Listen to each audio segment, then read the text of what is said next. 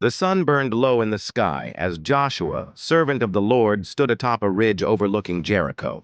Its massive walls loomed in the distance, ancient, towering, and impenetrable.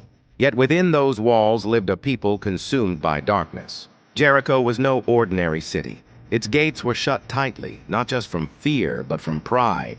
Inside, children were sacrificed upon altars to Molech.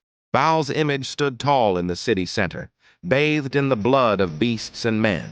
And among its warriors stood giants, men of great stature and cruel reputation, the remnants of the Anakim.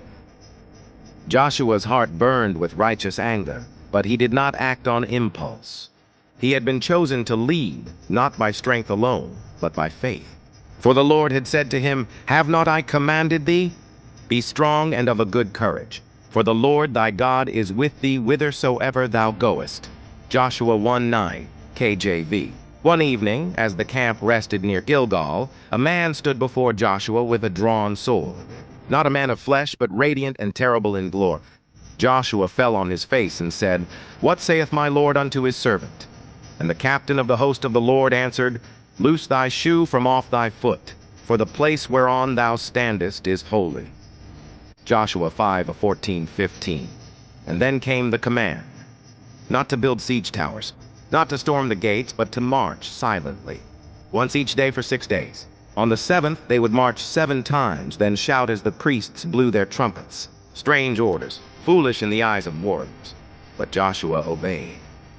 Day after day, the people of Jericho watched from their walls, sneering at the silent procession. The giants mocked, the priests of Baal cursed.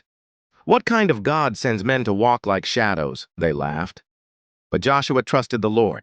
On the 7th day, as the sun rose and burned away the mist, the Israelites marched not once, but 7 times. Trumpets gleamed in the light.